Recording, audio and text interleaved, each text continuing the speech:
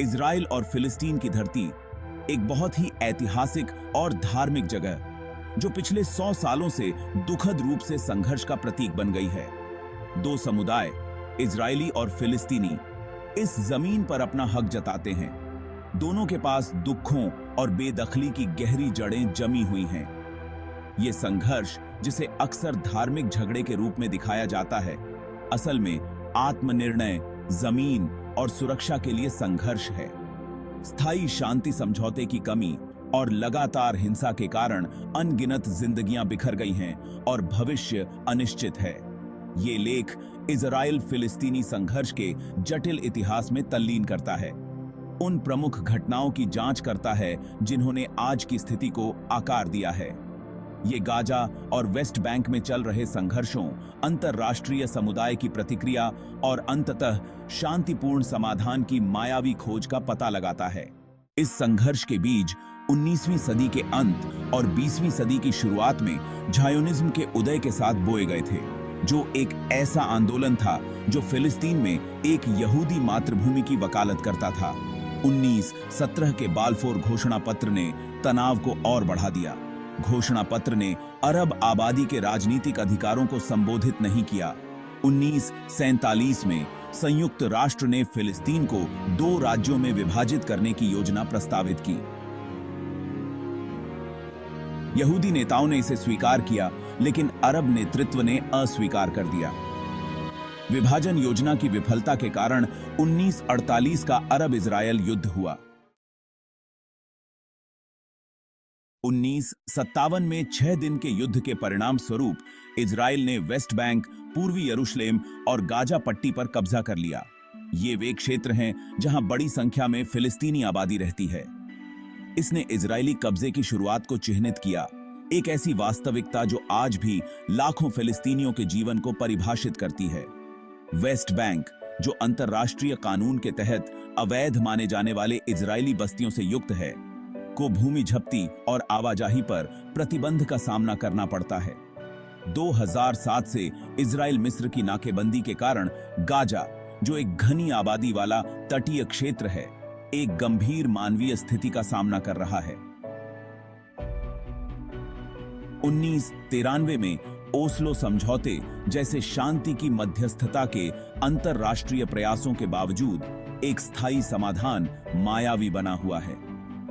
Oslo समझौते, जबकि 2 राज्य समाधान के लिए उम्मीदें जगाते थे, अंततः जेरूसलम की स्थिति, फिलिस्तीनी शरणार्थियों के वापसी के अधिकार और इजरायली बस्तियों को खत्म करने जैसे मुख्य मुद्दों को हल करने में विफल रहे। 2000 में कैंप डेविड शिखर सम्मेलन के पतन और उसके बाद के दूसरे इंतिफादा, एक फिलिस्तीनी विद्रोह ने शांति की उम्मीदों को और धूमिल कर दिया। एक फिलिस्तीनी। खंड 4, 2023 में चिंगारी, हिंसा का एक नया अध्याय। वर्ष 2023 में हिंसा का फिर से उभार देखा गया, जिससे यह क्षेत्र हाल के दिनों में अपने सबसे घातक दौर में से एक में पहुंच गया। यह संघर्ष कई कारकों के संगम से भड़का था, जिसमें यरूशलेम में बढ़ते तनाव, विशेष रूप से अल अक्सा मस्जिद परिसर के आसपास, जो मुसलमानों और यहूदियों दोनों के लिए एक पवित्र स्थल है। खंड 5, दुनिया की प्रतिक्रिया, निंदा और समर्थन का एक समूह। संघर्ष के प्रति अंतरराष्ट्रीय समुदाय की प्रतिक्रिया, निंदा, संयम का आह्वान और समर्थन की अभिव्यक्ति का मिश्रण थी। संयुक्त राष्ट्र सुरक्षा परिषद कई प्रयासों के बावजूद संयुक्त राज्य अमेरिका के बार-बार वीटो के कारण युद्ध विराम का आह्वान करने वाला प्रस्ताव पारित करने में विफल रही।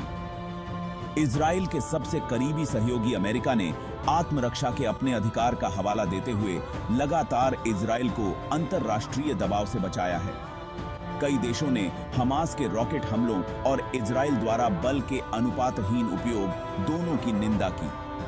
दुनिया भर में व्यापक विरोध प्रदर्शन हुए, जिसमें हिंसा की निंदा की गई और फिलिस्तीनियों के साथ एकजुटता व्यक्त की गई। इस संघर्ष ने इजराइल फिलिस्तीनी संघर्ष और इजराइल के कार्यों पर अक्सर लागू किए जाने वाले दोहरे मानकों के संबंध में अंतरराष्ट्रीय समुदाय के भीतर बढ़ती दरार को भी उजागर किया।